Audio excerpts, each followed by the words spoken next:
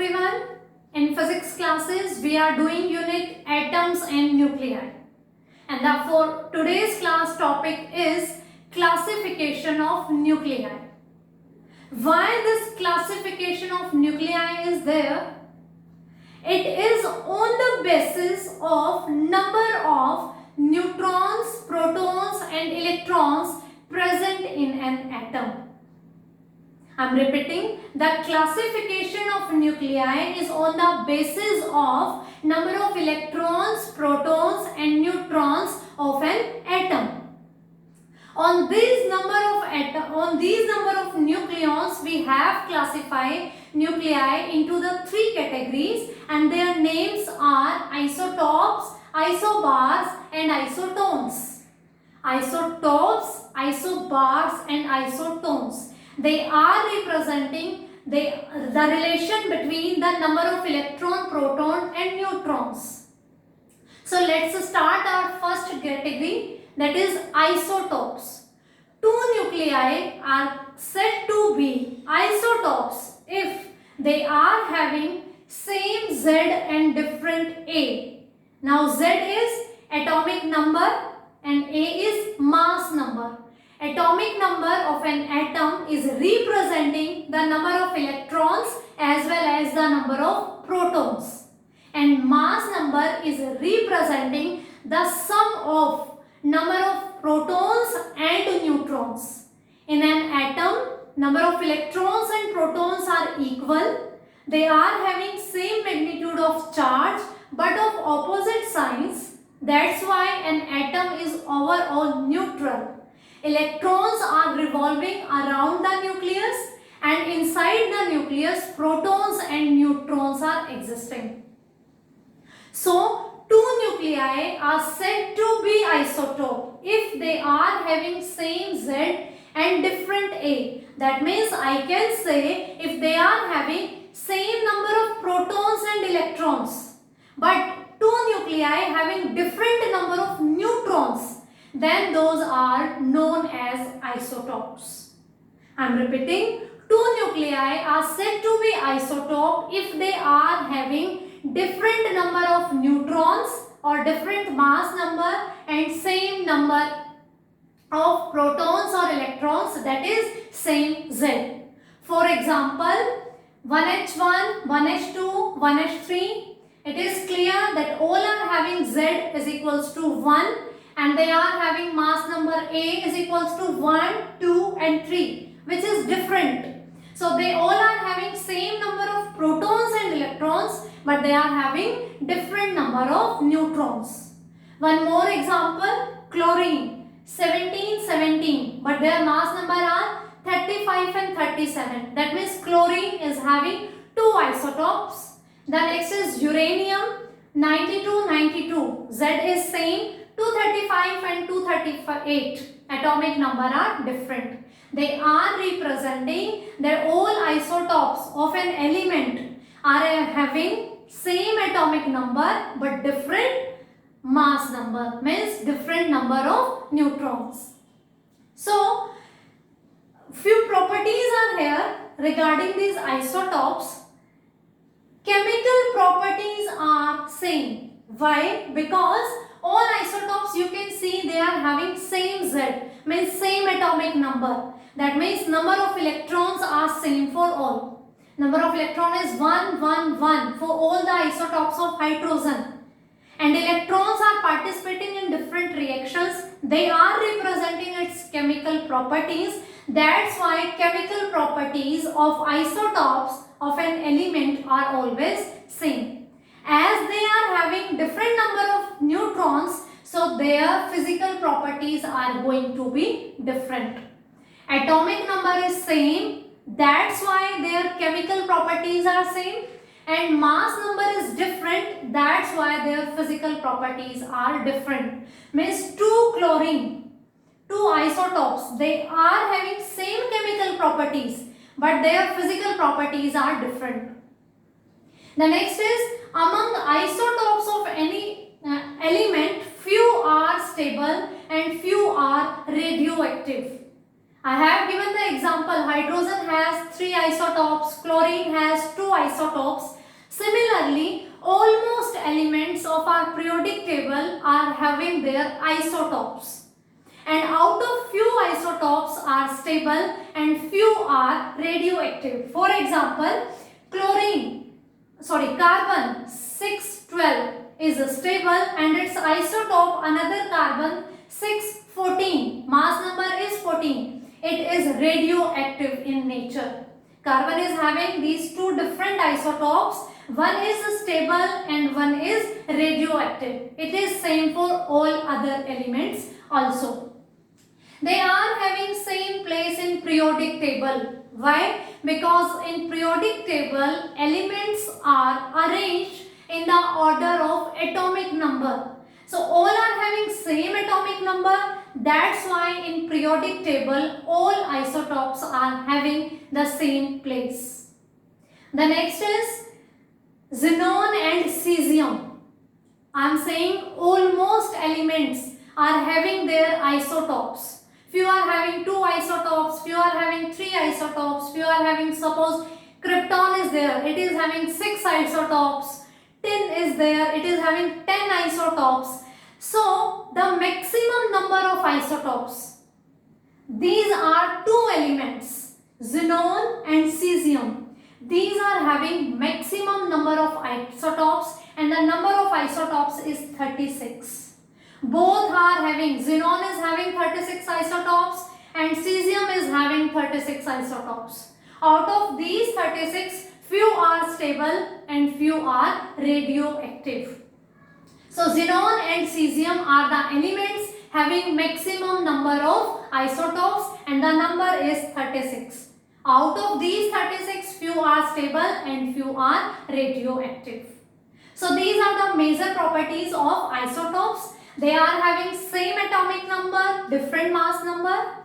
They are having same chemical properties but their physical properties are different. Isotopes of a particular element, out of these isotopes, few are stable and few are radioactive in nature. In periodic table, they are having same place. In our periodic table, xenon and cesium are the elements which are having maximum number of isotopes and that number is 36.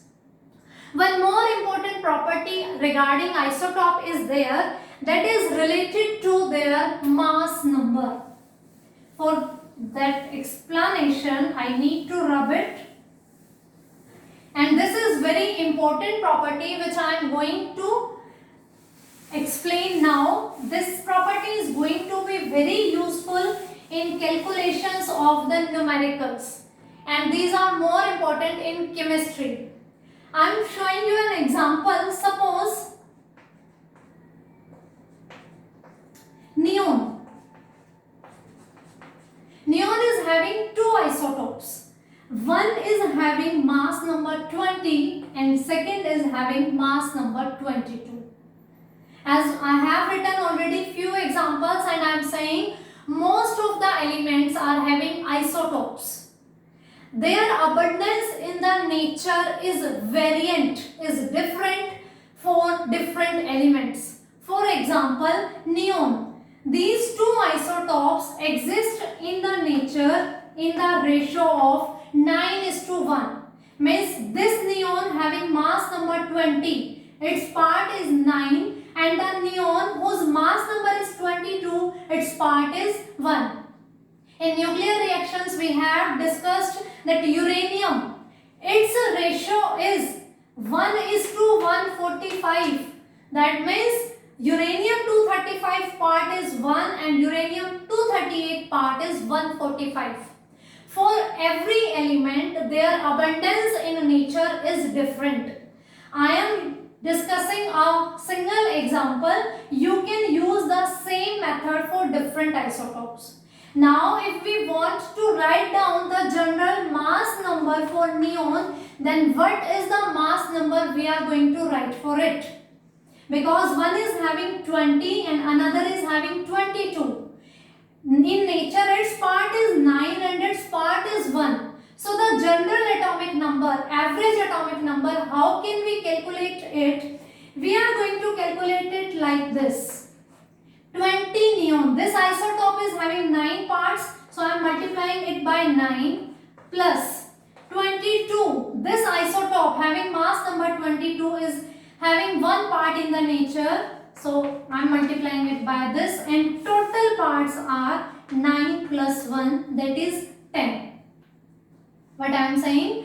There are 2 isotopes of neon. One is having mass number 20 and another is having mass number 22. And their abundance, their occurrence in the nature is of the ratio 9:1. So to calculate the general mass number, we are going to do the calculation like this. 20 into 9 plus 22 into 1 upon total parts is 9 plus 1, that is 10. And when we are going to solve it, we get the value 20.2. So mass number is 20.24 neon. And the same can be done for all the isotopes. If in the laboratory we are producing chlorine, then its mass number is found to be 35.5. We are having 2 isotopes, 35 and 37, their mass number, and their ratio is 75:25. They are existing in the nature in this ratio. So when we are going to calculate its general mass number, it is coming out to be 35.5. It is a contradiction also, because mass number is representing the sum of neutrons and protons. And neutron and proton number cannot be fractional. It is a complete integer, but they are fractional. This is because the occurrence of different isotopes in nature. They are existing in the 9:1 ratio. They are existing in the ratio 75:25. That's why their mass number are going to be calculated like this. This is going to be helpful to you in the numerical solving in the physics as well as in the chemistry, but most helpful in the chemistry. So this all was about the isotope. Now moving to the isobar. What are isotope, isobar and isotons? Classification of nuclei on the basis of number of protons, electrons and neutrons present inside it. So let's start with isobar. The 2 nuclei can said to be isobars if their atomic number are different but they are having same mass number.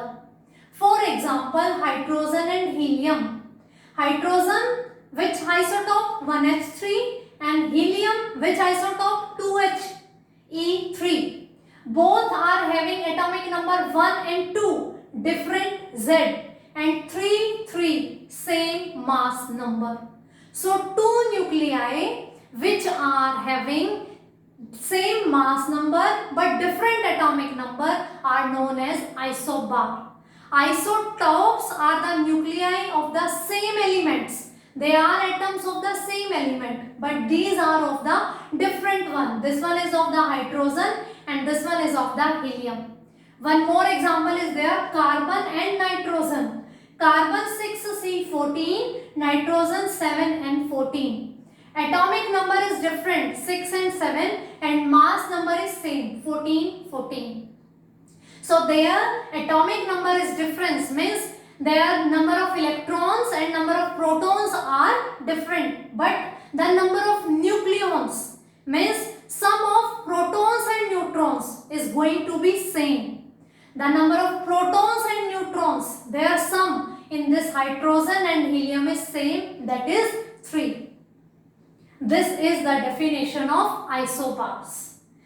Their properties, because they are having different atomic number, so their chemical properties are different, but their physical properties are varying. For few isobars they may be same, and for another isobars they may be different. Chemical properties are going to be different ones, but physical properties may or may not be identical. As their atomic numbers are different, so they are having different place in periodic table. Isotopes were having same place in periodic table, and their atomic numbers are different, so they are having different place in periodic table. Beta emission, I have written a point, and we have done beta decay. In beta decay, beta particles are removed from a radioactive element. The parent nuclei from which beta particle is emitted, we are getting a new nuclei known as daughter nuclei. This daughter nuclei is always going to be the isobar of parent nuclei. Why so? Because in beta decay, we have already done beta decay. In beta decay, beta particle is going to be released. Suppose I am having any element ZA and it is emitting a beta particle, then you know the daughter element, the daughter nuclei is having atomic number Z+1 and mass number is same. This was the reaction for beta decay. Any element, parent nuclei emitting beta particle, so Z is going to be changed, Z+1, but atomic number remains the same. This is the definition of isobar. Different Z but same A. So beta emission, every parent nuclei is the isobar of its, every daughter nuclei is isobar of its parent nuclei. So beta emission is resulting a daughter nuclei which is isobar of its parent nuclei. This is all about isobars. Different Z, different atomic number and same mass number. Their chemical properties are different. Their physical properties may or may not be same. They are having different place in periodic table because Z is different. And beta emission, during beta emission, the daughter nuclei which we are getting is always an isobar of its parent nuclei. I hope isotopes and isobars are clear to you. Now moving to isotones, which have same number of neutrons. I am saying Z is the number of protons or electrons, and mass number is sum of protons and neutrons. So A minus Z, this is sum of neutron and proton, and this is number of proton. When this sum, we are going to subtract the number of proton, we left with the number of neutrons. So the two nuclei which are having same number of neutrons are known as isotones. For example, 1H3 and 2He4.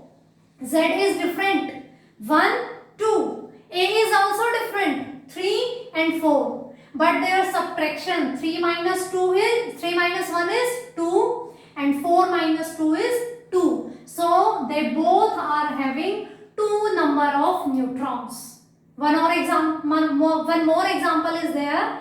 Oxygen and carbon, 8 and 6, both are having different atomic number. 16 and 14, both are having different mass number. Still, the subtraction, 16 minus 8 is 8, 14 minus 6 is 8. So these both are having 8 number of neutrons.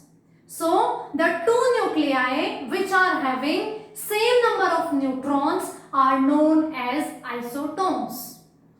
So this all was about the classification of nuclei based on the number of neutrons, protons and electrons present inside the nucleus. I hope this concept is clear to you.